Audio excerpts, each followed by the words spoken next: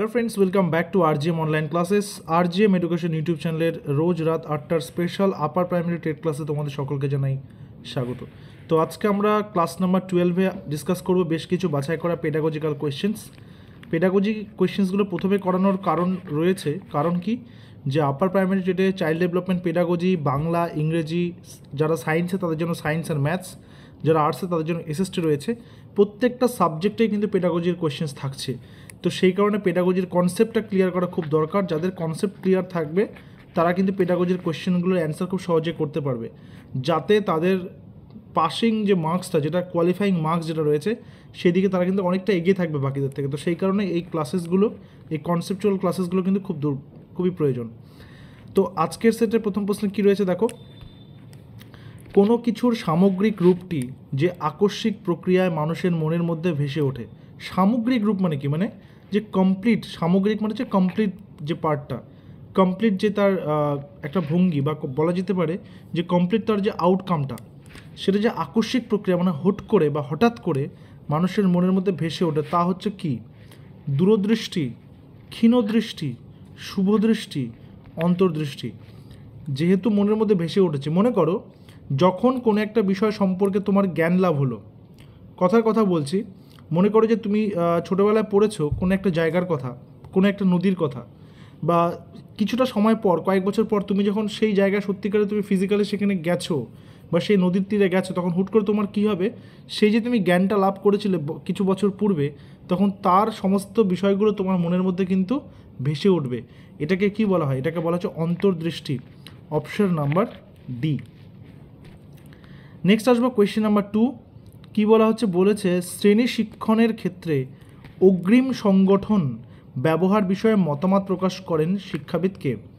অগ্রিম সংগঠন সংক্রান্ত বিষয়গুলো দেখো, যে কনসেপচুয়াল ক্লাস তো রয়েছে, মানে আমি যেটা বলতে চাইছি যে পেডাগজিক্যাল কোয়েশ্চেনে কিছু কন্ডিশনাল পার্ট থাকবে। যেমন আমরা এর আগে করেছিলাম যে একজন যদি তোমার ক্লাসরুমে যদি কোনো ফিজিক্যালি হ্যান্ডিক্যাপ্ট বাচ্চা থাকে, তো তুমি তার সঙ্গে কী করে ট্রিট করবে, এগুলো হচ্ছে কন্ডিশনাল কোয়েশ্চেন। আর কিছু থাকবে এই রকম তথ্য বিষয়ক যেগুলো কোশ্চেন, যেগুলো তোমাকে তথ্য সংক্রান্ত বিষয়গুলো তোমাকে আয়ত্তে আনতে হবে। তো এখানে কী হবে, কোহলার, আসুবেল, স্কিনার নাকি জন ডিউই? সঠিক উত্তর option number B, Ausubel. Next আসবো কোয়েশ্চেন নাম্বার 3-তে। কোয়েশ্চেন নাম্বার 3-তে কী বলেছে, যে সমন্বিত শিক্ষার সাফল্য নির্ভর করে জনগণের সমর্থনের উপর, পাঠ্য বইয়ের চরম উৎকর্ষের উপর, শিক্ষণ উপাদানের উচ্চ গুণমানের উপর, শিক্ষক শিক্ষিকাবৃন্দের মনোভাব পরিবর্তনের উপর। সঠিক উত্তর কি? সমন্বিত শিক্ষা। সমন্বিত শিক্ষাটা কি? সমন্বিত শিক্ষা হচ্ছে একটা পাঠ্যক্রম থাকবে, পাঠ্যক্রমটা পড়ানোর জন্য যিনি শিক্ষক মহাশয় রয়েছেন তিনি কি করবেন, তিনি ক্লাসরুমে এসে যে টিএলএম রয়েছে, টিচিং লার্নিং ম্যাটেরিয়াল, যার মধ্যে ব্ল্যাকবোর্ড থাকতে পারে, চক ডাস্টার থাকতে পারে, তিনি চার্ট ইউজ করতে পারেন, তিনি বিভিন্ন প্রজেক্ট পেপার ব্যবহার করতে পারেন। সেগুলো সব কিছু মিলে তিনি যখন একটা জ্ঞান গঠন করছেন এবং সেগুলো বাচ্চাদেরকে প্রদান করছেন, সেটা হচ্ছে একটা সমন্বিত শিক্ষা। সব কিছু মিলে তিনি একটাকে জ্ঞানকে তিনি তৈরি করছেন বাচ্চাদের জন্য। তো এই শিক্ষার সাফল্য নির্ভর করবে কিসের ওপর? শিক্ষক শিক্ষিকাবৃন্দের মনোভাবের উপর। কেন মনোভাব? কারণ এমনও তো হয় যে কিছু টিচাররা ক্লাসে আসছেন, তারা এসে শুধুমাত্র টেক্সট বুকটাকে রিডিং পড়িয়ে চলে গেলেন, এইটা এক রকমের টিচার হলেন। আরেক ধরনের টিচার কি থাকবেন, তারা ক্লাসরুমে আসবেন, তারা পড়াবেন, তারা যতটা সম্ভব সেই টপিকের সাথে যে বাস্তব জীবন রয়েছে সেই বাস্তব জীবনের একটা কানেকশন বা মিথস্ক্রিয়া তৈরি করবেন। তো এইভাবেও কিন্তু করা যেতে পারে। সো এই জন্য শিক্ষক শিক্ষিকাবৃন্দের যে মনোভাব রয়েছে সেটা কিন্তু দেখতে হবে, এবং তার পাশাপাশি যেটা প্রয়োজন সেটা হচ্ছে বাচ্চাগুলোর বা শিক্ষার্থীদের প্রত্যক্ষ পার্টিসিপেশন, তাদের অ্যাক্টিভ পার্টিসিপেশনটা দরকার। Question number 4। থর্নডাইকের শিখন তত্ত্বে বা তত্ত্বের ক্ষেত্রে প্রধান বা মুখ্য সূত্রের সংখ্যা কি? থর্নডাইক 2টি, 3টি, 4টি না 5টি? দেখো, থর্নডাইকের যে রয়েছে প্রচেষ্টা এবং ভুল তত্ত্ব, সেই পার্টগুলো আমরা পড়বো এর পরবর্তীকালে, এবং তারপর তার যে সূত্রগুলো রয়েছে সেই সূত্র কটা রয়েছে, 3টা সূত্র রয়েছে, কী রয়েছে সেগুলো আমরা ডিসকাস করবো এক এক করে। ঠিক আছে, ধীরে ধীরে আমাদের ক্লাসগুলো যখন আসবে সেগুলো আমরা কিন্তু ডিসকাস করব। নেক্সট কোশ্চেনে যাওয়ার আগে তোমাদের প্রত্যেককে জানিয়ে রাখি, আমাদের আরজিএম এডুকেশনের তত্ত্বাবধানে আপার প্রাইমারি টেটের কিন্তু ব্যাচ কোর্সের ক্লাস জাস্ট শুরু হয়েছে, অগাস্ট মাসের ফার্স্ট উইক থেকে শুরু হয়েছে। তোমরা যারা যারা এখনও পর্যন্ত সেখানে যুক্ত হওনি, তারা অবশ্যই আমাদের অফিসিয়াল হোয়াটসঅ্যাপ নাম্বার 9564345236 হোয়াটসঅ্যাপ করবে আপার প্রাইমারি টেট লিখে। তোমাদেরকে সমস্ত ডিটেলস দিয়ে দেওয়া হবে।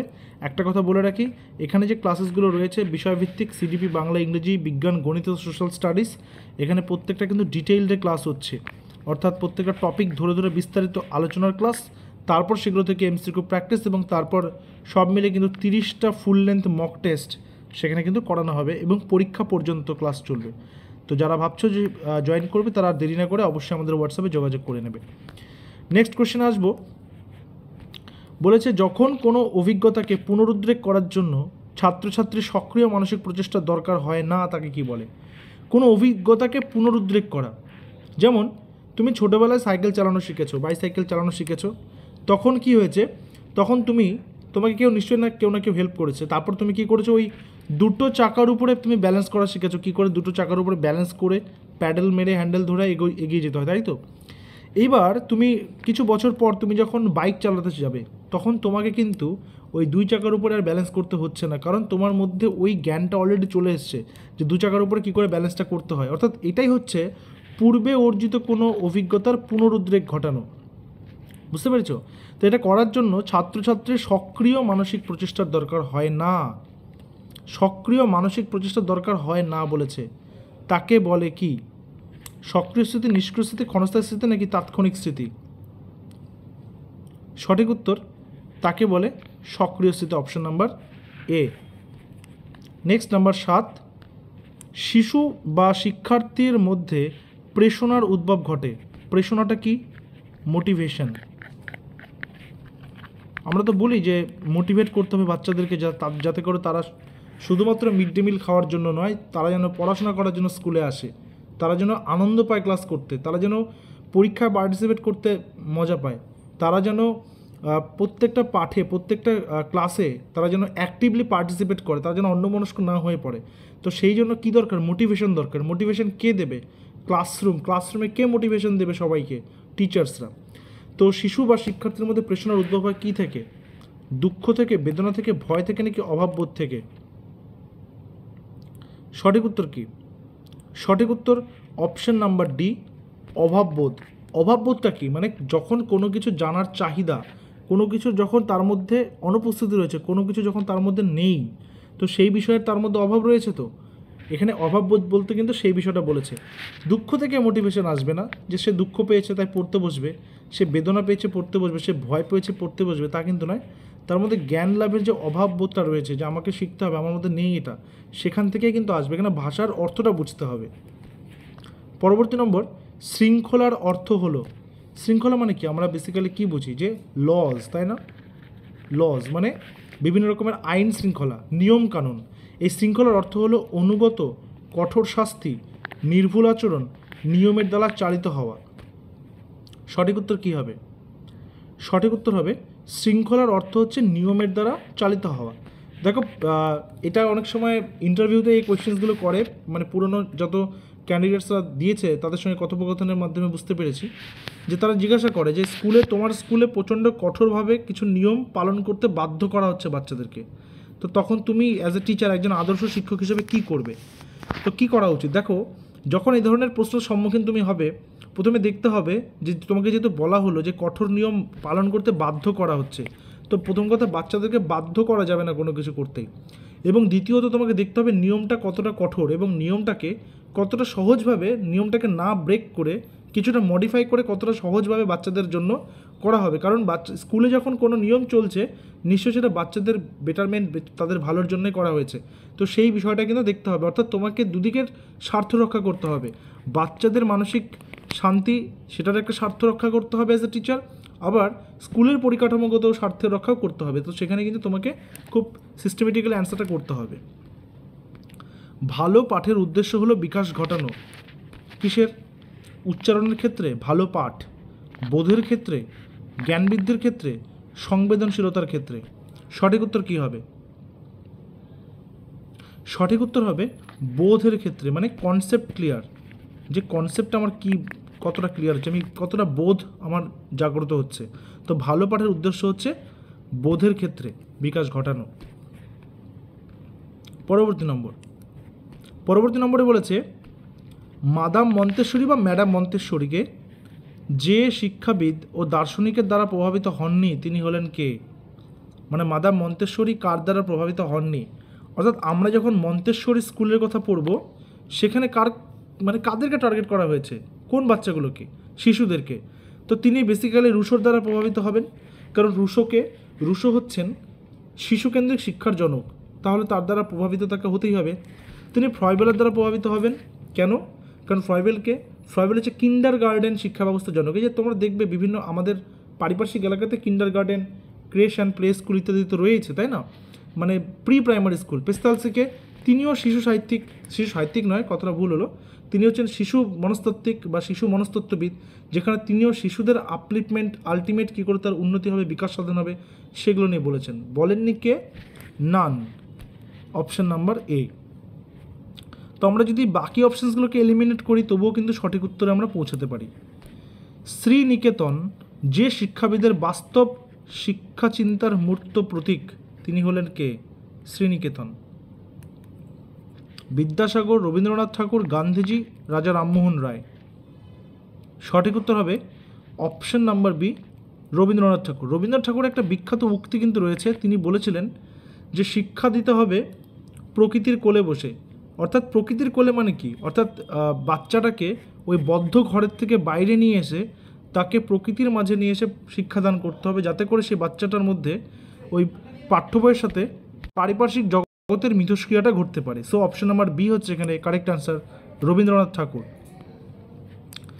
নিচের সংস্থাগুলির মধ্যে যেটি অনিয়ন্ত্রিত শিক্ষার প্রতিষ্ঠান নয়, অনিয়ন্ত্রিত শিক্ষার প্রতিষ্ঠান, দেখো অনিয়ন্ত্রিত শিক্ষার প্রতিষ্ঠানটা কোনগুলো হয়? অনিয়ন্ত্রিত শিক্ষা কি? যেখানে কোনো কি থাকবে না, নির্দিষ্ট কোনো পাঠ্যক্রম থাকবে না, নির্দিষ্ট কোনো শিক্ষক থাকবে না, নির্দিষ্ট কোনো টপিক থাকবে না, সেখানে অবাধ থাকবে সব কিছু, যেখানে কোনো নিয়ন্ত্রণ থাকবে না, যেখানে কোনো নিয়ম থাকবে না।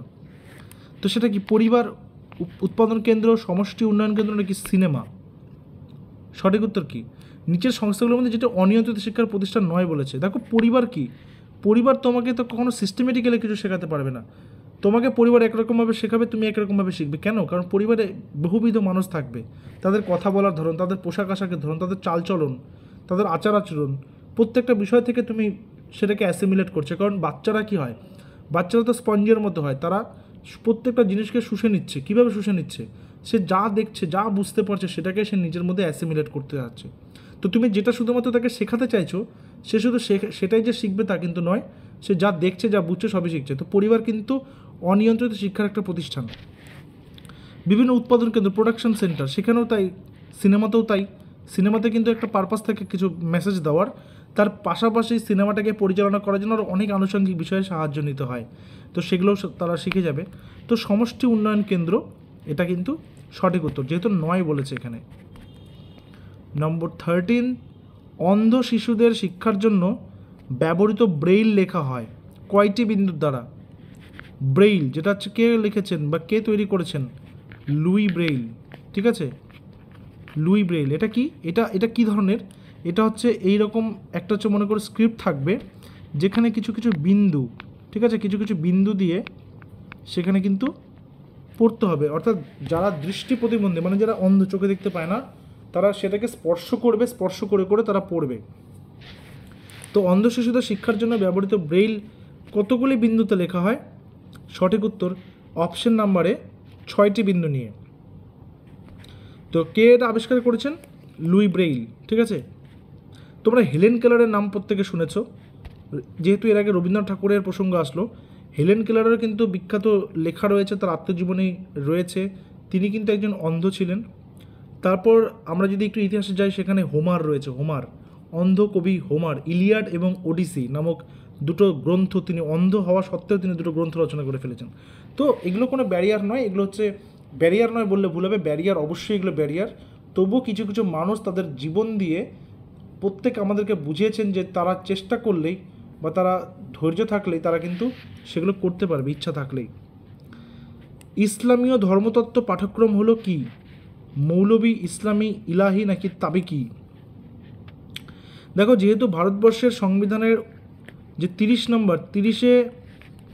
30 নম্বর যে আর্টিকেল রয়েছে সেখানে কিন্তু বলা হয়েছে যে যারা ভারতবর্ষের মধ্যে থাকা বিভিন্ন সংখ্যালঘু সম্প্রদায় রয়েছে, যেমন মুসলিম, শিখ, জৈনিস যারা যারা রয়েছেন, আরও অন্যান্য যারা সংখ্যালঘু রয়েছেন, তাদের প্রত্যেককে পৃথক শিক্ষা প্রতিষ্ঠানের মাধ্যমে শিক্ষা ব্যবস্থার জন্য সুযোগ কিন্তু দেওয়া যায়। তো এখানে বলতে হবে ইসলামিক ধর্মতত্ত্ব সম্বন্ধীয় পাঠ্যক্রম হলো কি? সঠিক উত্তর অপশন নাম্বার সি, ইলাহি। এবং আজকে সেটা শেষ প্রশ্ন, এরপর তোমাদের জন্য হোমওয়ার্ক রয়েছে। আজকে সেটার শেষ প্রশ্ন, মনোযোগের একটি বস্তুগত নির্ধারক হলো ড্যাশ। তিরস্কার, পুরস্কার, উৎসাহ, অভিনবত্ব। মনোযোগের একটি বস্তুগত নির্ধারক কি? মনোযোগ, তুমি কোনো একটা কিছুর প্রতি কনসেন্ট্রেট করবে, তোমাকে কেউ শুধু বকাঝকা করছে যে মন দিয়ে দেখ, মন দিয়ে দেখ, তাহলে তুমি কি পারবে ওটার দিকে মনোযোগ যাবে? যাবে না, তাহলে এটা বাদ। তুমি তাকে সবসময় লোভ দেখাচ্ছ, বা এটা তুই যদি করিস তাহলে তোকে চকলেট দেবো, এটা যদি করিস তাহলে তোকে বেলুন কিনে দেবো, তাহলে এটা কী হচ্ছে? প্রভোকেশন হচ্ছে, তাহলে বাদ। উৎসাহটা থাকতেই হবে, উৎসাহ কার মধ্যে থাকবে? বাচ্চার মধ্যে থাকবে, কিন্তু নির্ধারক বলেছে এখানে, তাহলে জিনিসের মধ্যে যদি অভিনবত্ব থাকে, বা আমি আরেকটু সহজ করে দিচ্ছি, যদি নতুনত্ব থাকে, তাহলে বাচ্চাটা অবশ্যই সেটার প্রতি আকৃষ্ট হবে। তো সেখানে অপশন নাম্বার ডি হচ্ছে সঠিক উত্তর, অভিনবত্ব। আউট অফ 15 তোমাদের স্কোর কত হলো অবশ্যই জানাবে, কমেন্ট সেকশনে জানাবে। এবং যারা যারা এখনও পর্যন্ত আমাদের আপার প্রাইমারি ব্যাচে জয়েন হয়নি তারা অবশ্যই আমাদের হোয়াটসঅ্যাপ নাম্বার যোগাযোগ করবে। আর আজকের সিরিজে তোমাদের জন্য একটা হোমওয়ার্ক রয়েছে। হোমওয়ার্কটা হচ্ছে প্রচেষ্টা এবং ভুল তত্ত্ব। আমি একবার লিখে দিচ্ছি স্ক্রিনের উপরে, ট্রায়াল অ্যান্ড এরর, প্রচেষ্টা ও ভুল, ঠিক আছে? ট্রায়াল অ্যান্ড এরর এই তত্ত্বের উদ্ভাবককে কমেন্ট সেকশনে জানাবে। দেখা হচ্ছে আবার পরবর্তী ক্লাসে। Till then stay connected with RGM education YouTube channel. Thank you very much.